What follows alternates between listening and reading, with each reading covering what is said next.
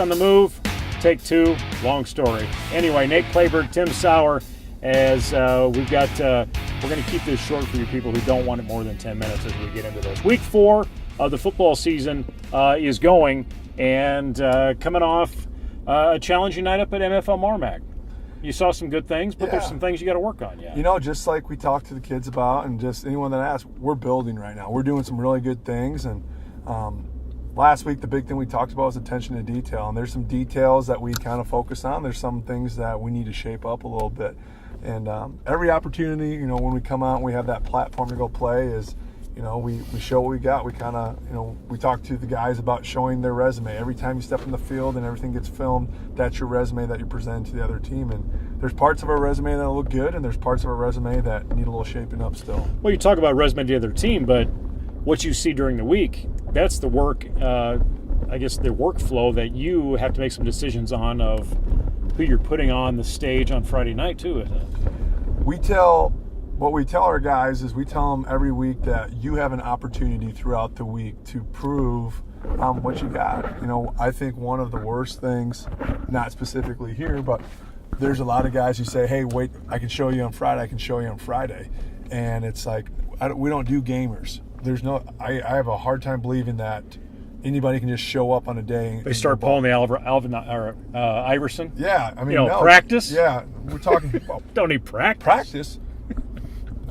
No. And so the big thing is we got to see it during the week. Because we don't see it in a week, and if you don't show that burst of speed, if you don't show that ability to tackle, then how are you supposed to be able to see it on Fridays if we don't even see it in because practice? You may not get that opportunity necessarily in the game because you never know what play is coming your way or what the opportunity is for you to even show what you're trying to show. Exactly. So if during the week we see something like, you know, we've gone and seen a single wing team, okay, obviously tackling and filling to the box is a premium we're putting on for that week.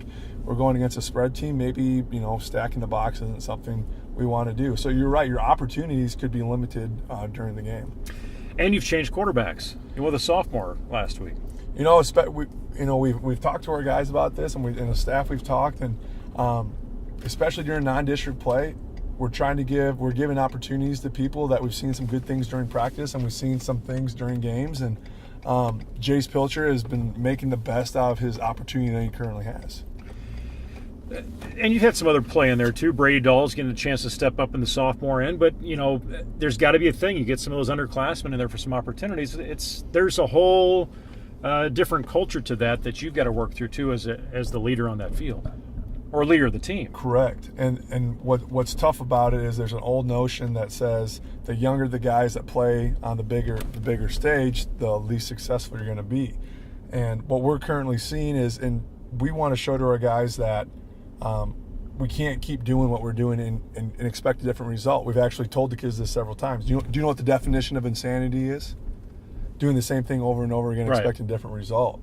And we're having guys come out and compete every single day at practice, and from what we see in our game film, and we want the competition to continue to happen. And we're seeing some of the younger guys trying to come out and compete with the older guys, and we see some of the older guys coming out, all right, hey, let's go. We're going to go out here and we're going to compete today. So that's had to put a whole different dynamic in how you practice, and have seen some kind of roller coaster of ambitions and emotions. You could definitely say that. I would say that, that I think with anyone who's ever coached before, they look for ways to try to be a spark, to try to get to different players, and my big thing I always used to say is, hey, step up or step back, and if you want to come out here and play, show us. And so if we got guys who are stepping up that who maybe are a little bit younger, but we've also got older guys who are stepping up, and they're like, hey, you know what, maybe this is my last year. I'm going to step up and make the most of what's left of my high school career. So let's talk about this week as you're back at home finally after being gone for 2 weeks. What do you see from this team coming in this week with BCLUW? What we see from BCLUW is we see something kind of similar to MFL, where they like to run it. They don't pass as much as maybe even MFL did.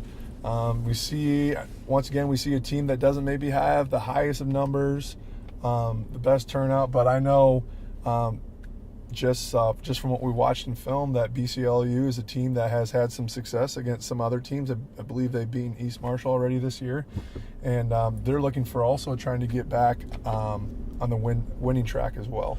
And that's something you face these teams. Olwine was low on numbers, and it sounded like MFL Marmac was maybe low. Yes, sir.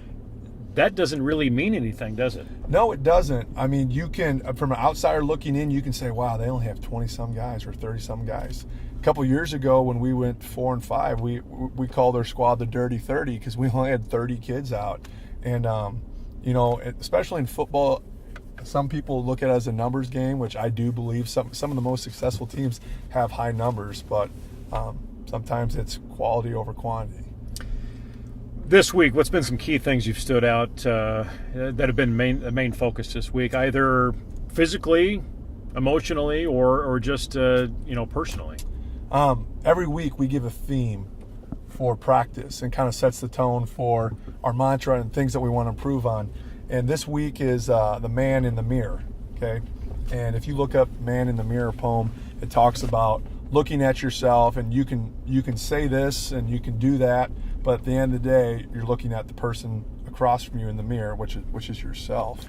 And it kind of, if you can go out there and say, I gave it my all, but at the end of the day, you look in the mirror and say, I know I cheated myself. Well, that's kind of on you at the end of the day. Is there some Jack Handey references in there?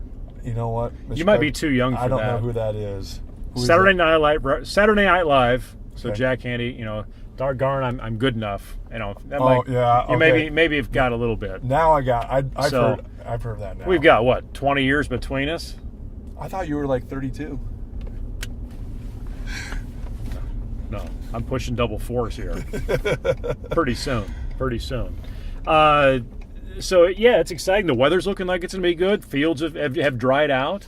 That was a challenge last week. Yeah, the field. It hasn't rained multiple inches in a while, so I know our practice field's a little dry right now, so that's great. And I'm looking forward to some dry weather. No spongy field. Not having a spongy field to play on. Are you keeping the paint up on the field? Is that job being taken care of? Yes, it is. If you so yesterday, I don't know how many inches of rain we've had since we redid it, but since we're driving by the practice field right now, you can see, Nate, you can attest to this, that a little bit harder to see, but you can see that it actually got lined yesterday. We have a couple. This is us looking at the practice field. Sorry. You can see there's a couple. We have a couple kids that have some bumps and bruises right now, and they help line our field. And start off the year, our football staff came out and we dropped pins in the whole entire field. So there's metal rods and there's rebar caps out there so we can see. And so now all we have to do is pull a line and we just take out the old sprayer and spray it down. So it took a lot of work to start off up front, but now I think it took the kids maybe 30-35 minutes to help us spray it yesterday. Okay. How many cans of spray are we going through? A lot? A case? I don't know. There's 12 in a case. Okay. It depends how attention to detail.